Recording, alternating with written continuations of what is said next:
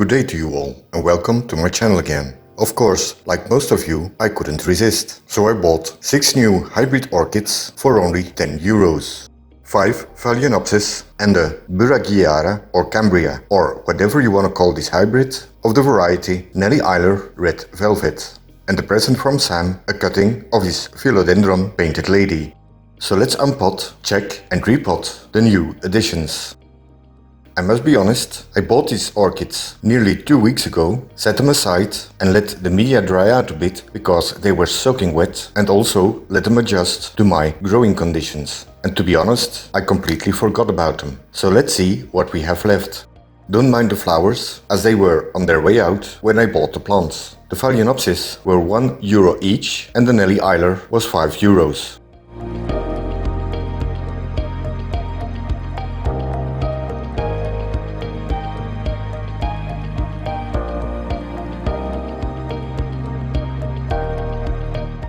Let's start with the Phalaenopsis. I don't know yet what's going on in the pot, but I think I can guess. The plants are growing in that darned cocoa peat.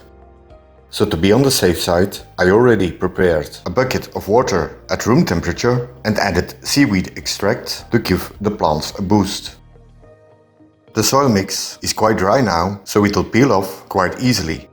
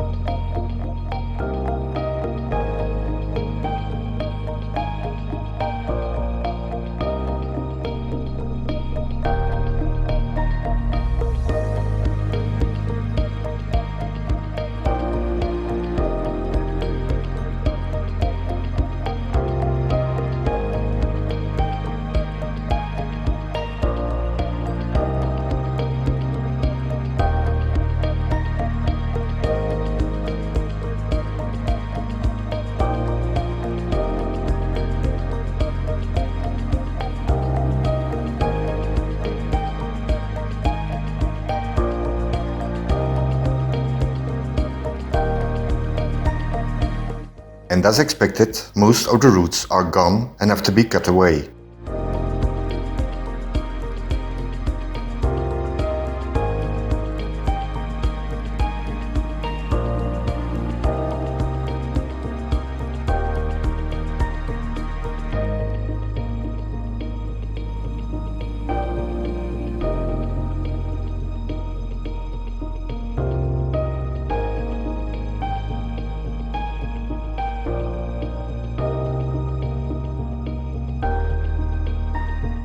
When working with such damaged or diseased orchids, or any plant for that matter, it's important to sterilize the tools you are using. I just use alcohol and the heat flame to disinfect. This is best done between every plant you are working with.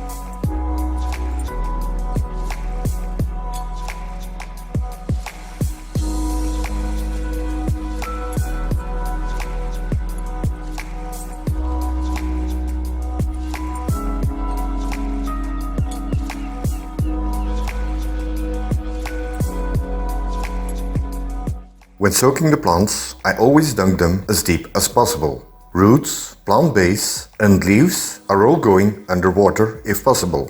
This gives the plants a chance to suck up water and nutrients through every part of the plant where possible. Many people fear wetting the crown of an orchid causes rot. Well, in my experience, and I've been doing this for many years, as long as you give the plants the chance to dry out quickly, there won't be an issue. I've been spraying Phalaenopsis for many years and actually never had an issue with crown rot in Phalaenopsis. However, if your water is cold or your temperature in your growing area is low, then you can get into problems.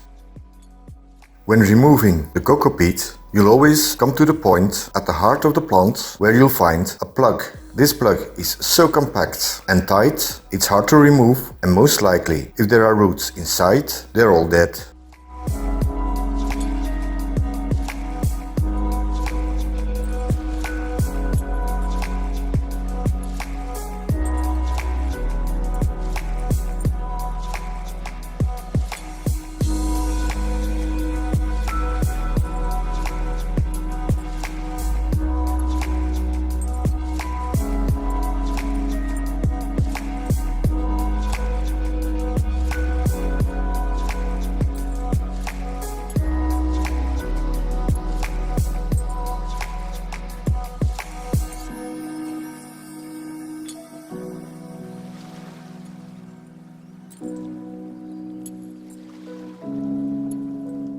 In the end, I'm left with 3 relatively good plants that still have some roots and 2 that only have nubbins where new roots are starting.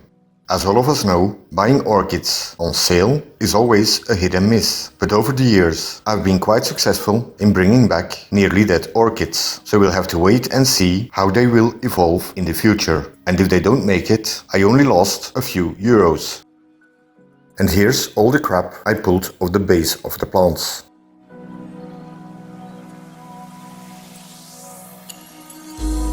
To give the plants as much chance as possible to soak up water and extra nutrients, I soak them for at least 30 minutes in the seaweed solution, sometimes even longer.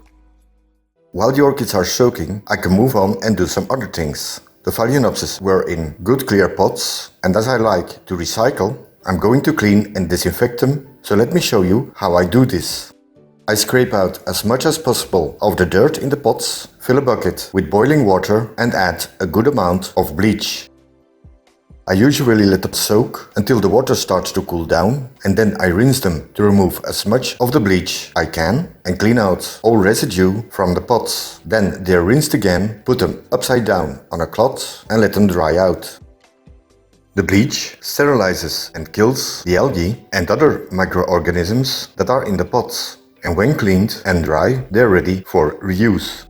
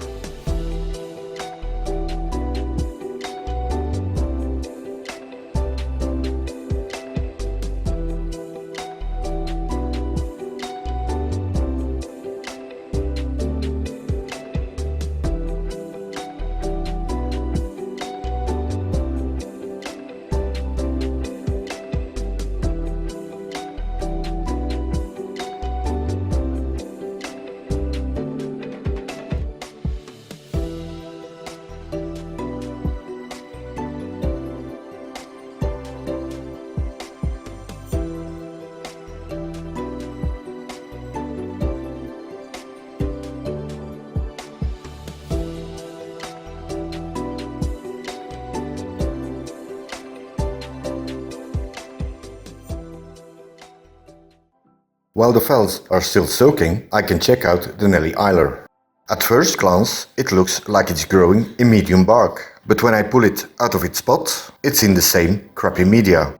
So again, I have to remove this and hope there are some viable roots left.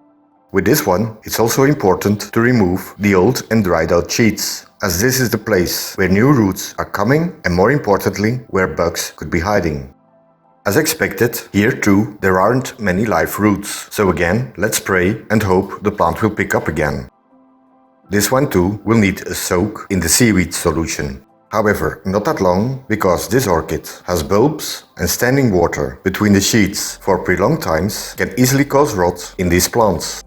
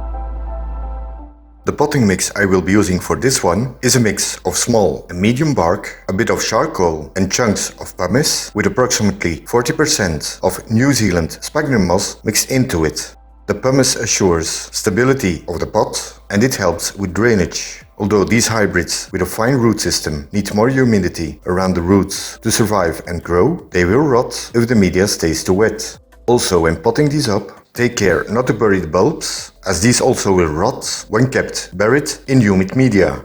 With such small, long-leaved plants, without almost no root system, it's important to stabilize them in the pot so they don't wiggle. Otherwise, new roots can simply snap off and eventually your poor plant will die.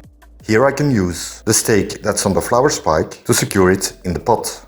It's important not to push down the media too hard, as the fine roots will easily snap when you do so. Certainly for a recovering plant you have to be careful.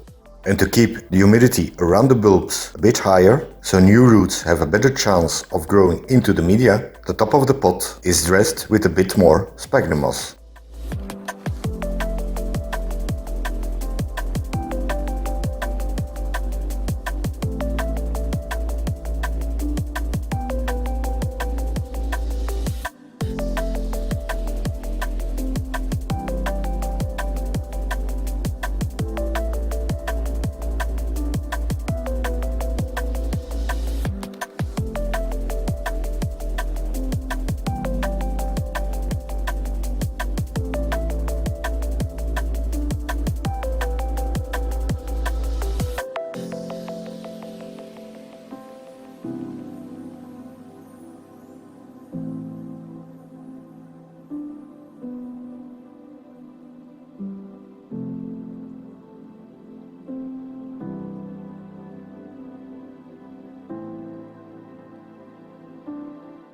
Now the Phalaenopsis have had a good soak, we can start potting these up too.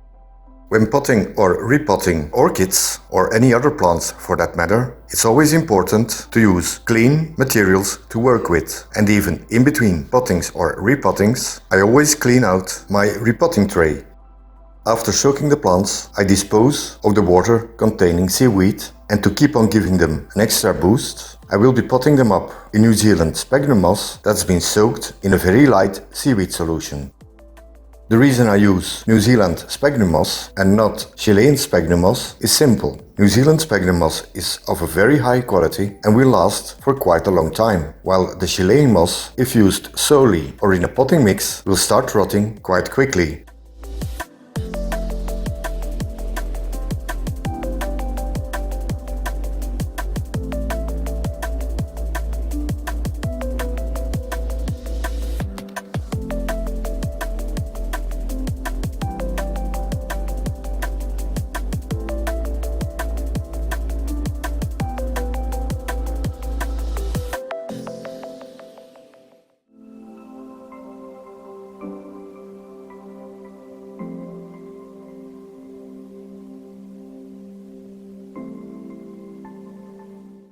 I will use a narrow, oval-shaped but quite deep glazed pot that will give the plants stability but also room to grow new roots without the base of the plants staying too wet for too long. As a bottom layer, I will be using medium bark. This assures me that there is good drainage, while the plants themselves will be in slightly damp sphagnum moss. Upon the bark, I put a layer of the moss, but don't push it in too tight. The base of the plants is loosely wrapped in sphagnum moss, and then they are placed next to each other in the pot.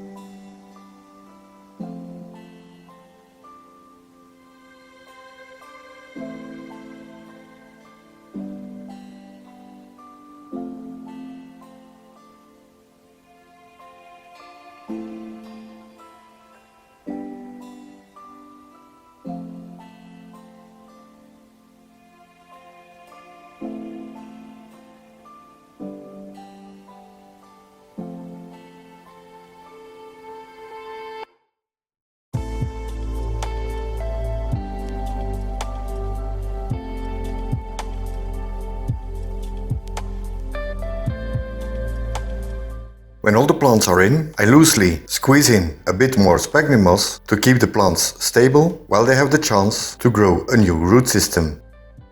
Watering will be done by letting the base layer of bark and sphagnum moss soak up water. I won't be pouring any water around the base of these poor plants. By doing it this way, new possible roots will grow downwards to reach the humidity without the plants giving the chance to start rotting at the base.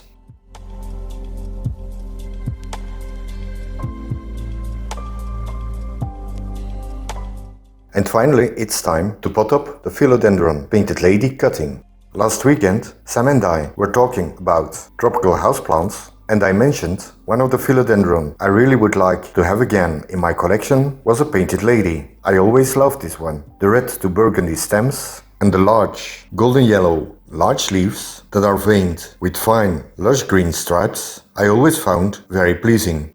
I didn't even know that Sam, also a plant geek, had it in his collection. And a day later, when Timo came to pick up something for his aquarium, he had a nice cutting of this plant for me as a gift. Nicely wrapped up in live sphagnum moss so it wouldn't dry out. It's a 3-leaved cutting with already aerial roots growing between the leaf nodes. And as I'm used to grow philodendron from cuttings, I decided to make 2 plants out of it, just by cutting between the lower and second leaf. The smaller 1-leaved cutting will start shooting out at its leaf node without any problem.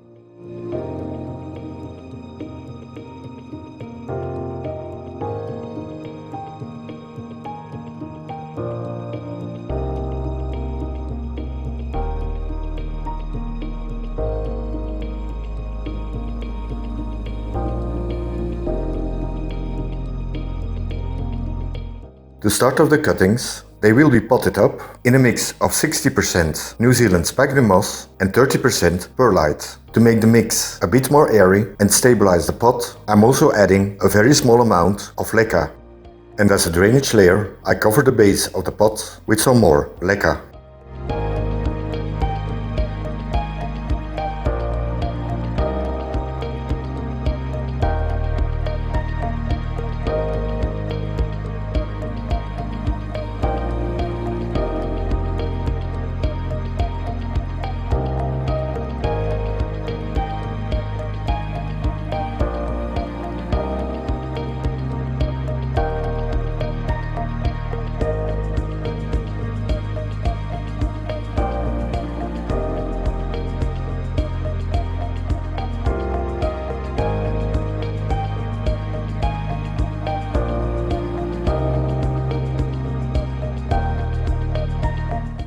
Then the sphagnum and perlite mix is loosely placed in the pot, and then I'm wrapping the base of the cuttings where aerial roots are starting to grow with a fresh sphagnum mix.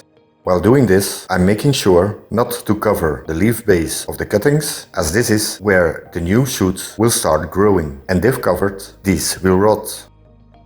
To start the young plants off, I'm putting them together in the same pot, and to keep them stable, I finish off by loosely putting in more of the sphagnum mix.